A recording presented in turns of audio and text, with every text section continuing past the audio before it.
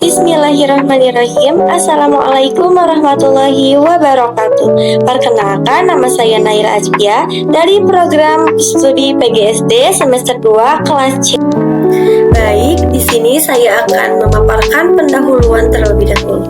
Tugas presentasi ini disusun untuk memenuhi salah satu proyek UAS mata kuliah Konsep Dasar Bahasa dan Sastra. Tujuan analisis buku Bahasa Indonesia kelas 3 SD bab 4 dari segi bahasa dan sastra adalah untuk mengidentifikasi struktur bahasa dan menganalisis unsur sastra. Dengan tujuan-tujuan ini, analisis buku Bahasa Indonesia kelas 3 bab 4 diharapkan dapat memberikan wawasan mendalam mengenai pendekatan pengajaran bahasa dan sastra yang efektif untuk siswa tingkat dasar. Baik, selanjutnya di sini saya akan memaparkan apa yang telah saya analisis. Pada halaman ini, aspek kajiannya yaitu sastra, bab atau halamannya yaitu bab 4 pada halaman cover atau judul. Fokus kajiannya yaitu di dalam cover ini terdapat banyak gambar-gambar ilustrasi yang berjudul Senyum di Sekitarku. Nah, konsep dasar atau teori yang cocok untuk pembelajaran yang akan dilaksanakan yaitu sastra. Sastra adalah karya imajinatif atau ekspresif yang disampaikan melalui bahasa, baik lisan maupun tulisan, yang memiliki nilai estetika atau keindahan, emosi, dan pemikiran. Sastra sering digunakan untuk menyampaikan pesan, pengalaman, nilai budaya, dan pandangan hidup. Sastra dapat terbentuk fiksi seperti puisi, cerpen, dan novel, maupun non-fiksi seperti esai dan biografi, dan seringkali menggambarkan kehidupan manusia serta nilai-nilai kemanusiaan secara mendalam.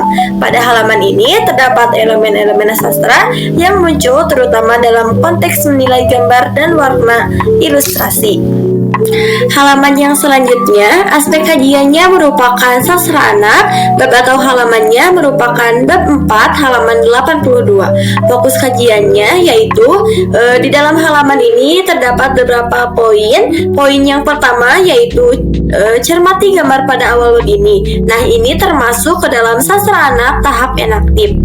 Poin yang kedua, siapa saja yang kalian lihat di sana, ini termasuk ke dalam sastra anak tahap enaktif.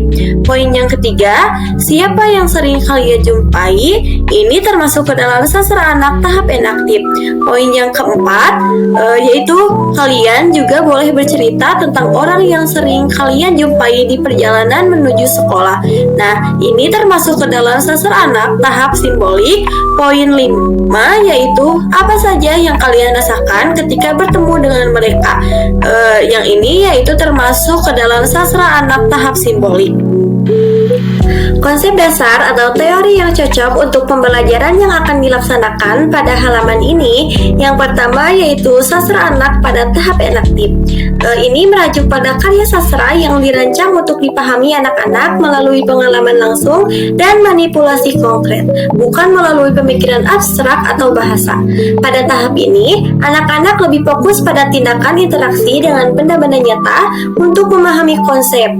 Pada poin 1, 2, dan 3 termasuk ke dalam sastra anak tahap enaktif, di mana perintah yang tertulis merupakan perintah kepada siswa untuk mengidentifikasi dan menghubungkan dengan pengalaman langsung mereka. Yang selanjutnya ada tahap simbolik dalam sastra anak, merujuk pada kemampuan anak-anak untuk menggunakan simbol lambang untuk mewakili objek, konsep, atau perasaan, bahkan ketika objek tersebut tidak hadir secara fisik. Pada poin 4 dan 5 termasuk ke dalam sastra anak tahap simbolik karena perintah yang tertulis merupakan perintah yang dapat mengembangkan kemampuan anak dalam menggunakan simbol dan lambang untuk mewakili objek, konsep, atau perasaan dengan menggunakan bahasa untuk menggambarkan perasaan dan reaksi mereka. Pada halaman selanjutnya, aspek kajiannya merupakan sastra. Bab atau halamannya yaitu bab 4 halaman 83. Fokus kajiannya yaitu menyimak puisi. Konsep dasar atau teori yang cocok untuk pembelajaran yang akan dilaksanakan yaitu keterampilan berbahasa menyimak. Ini merupakan kemampuan untuk memahami bahasa lisan dengan baik. Menyimak adalah kegiatan yang bersifat aktif, reflektif, di mana seseorang harus mengaktifkan pikirannya untuk memahami bunyi bahasa, menangkap pesan, dan menafsirkannya. Pada pembelajaran halaman ini, siswa diperintahkan untuk menyimak agar mendapat pemahaman bahasa, meningkatkan kosakata, dan juga mengembangkan keterampilan mendengarkan. Nah, di dalam halaman ini juga terdapat karya sastra puisi, analisisnya yaitu sebagai berikut. Judulnya yaitu Senyum Ayahku, temanya kerja keras dan kehangatan seorang ayah yang bekerja sebagai petani. Barisnya yaitu terdiri dari 9 baris, baitnya terdiri dari 3 bait, rimanya mengandung rima akhir. Amanat atau pesannya yaitu pentingnya kerja keras, kebersamaan, dan rasa syukur terhadap peran ayah dalam kehidupan. Gaya bahasanya yaitu metafora. Halaman yang selanjutnya, aspek kajiannya yaitu sastra dan bahasa. Bab atau halamannya yaitu bab 4, halaman 84. Fokus kajiannya, pertanyaan nomor 1, 2, dan 4 termasuk ke dalam unsur sastra karena berkaitan dengan tema dan gaya bahasa. Pertanyaan nomor 3 termasuk ke dalam unsur kebahasaan karena pertanyaan tersebut berkaitan dengan kajian fonologi dan semantik.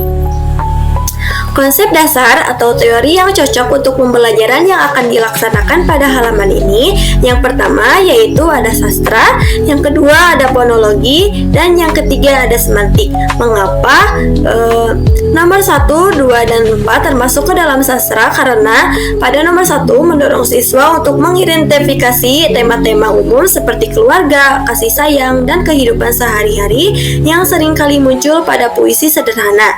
Pertanyaan nomor 2 masuk ke dalam unsur sastra karena berkaitan dengan gaya bahasa, karena penggunaan kata-kata yang spesifik untuk menggambarkan pekerjaan fisik ayah di sawah, menghadirkan gambaran yang konkret tentang kehidupan sehari-hari. Halaman selanjutnya, aspek kajiannya merupakan bahasa dalam kajian morfologi dan semantik. Bab atau halamannya yaitu bab 4 halaman 85. Fokus kajiannya yaitu melengkapi kata-kata yang sesuai dalam lirik lagu berjudul Serumpun Padi. Terus di dalam halaman ini juga terdapat sebuah kata yang termasuk unsur kebahasaan. Konsep dasar atau teori yang cocok untuk pembelajaran yang akan dilaksanakan pada halaman ini, yang pertama yaitu ada morfologi. Morfologi merupakan cabang ilmu linguistik yang berfokus pada struktur dan pembentukan kata dalam suatu bahasa.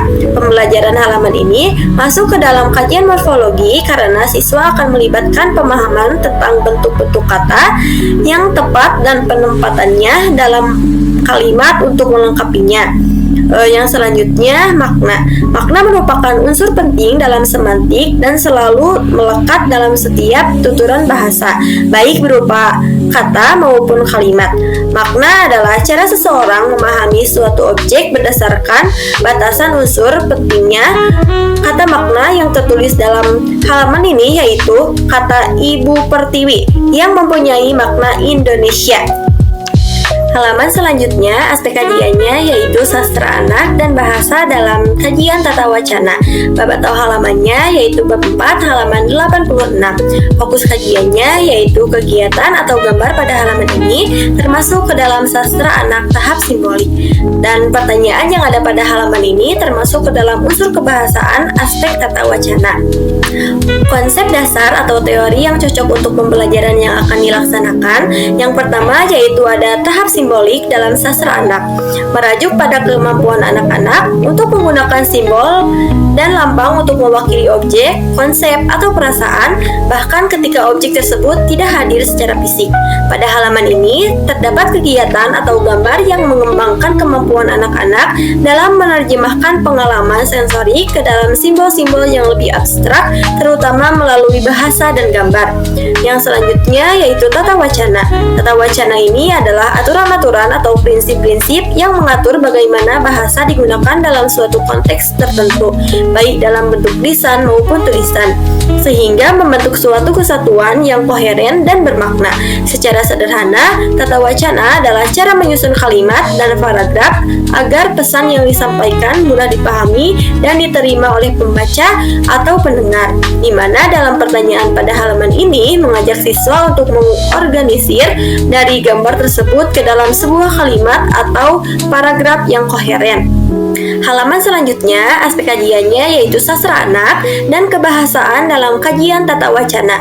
Bab atau halamannya yaitu bab 4, halaman 87. Fokus kajiannya yaitu pada gambar kegiatan pada halaman yang termasuk ke dalam sastra anak tahap ikonik. Yang selanjutnya, kegiatan berdiskusi dalam kelompok yang termasuk kepada tata wacana. Konsep dasar atau teori yang cocok untuk pembelajaran yang akan dilaksanakan pada halaman ini, yang pertama yaitu ada tahap ikonik. Pada halaman ini terdapat kegiatan atau gambar yang digunakan sebagai alat untuk mengomunikasikan ide atau diplomasi yang termasuk kepada tahap ikonik.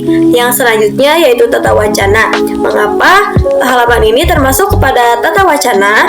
Karena pada pembelajaran ini kegiatan berdiskusi dalam kelompok melibatkan penggunaan bahasa dalam konteks yang lebih luas, menggabungkan berbagai kalimat menjadi wacana yang lebih koheren dan logis. Halaman selanjutnya, aspek kajiannya yaitu bahasa.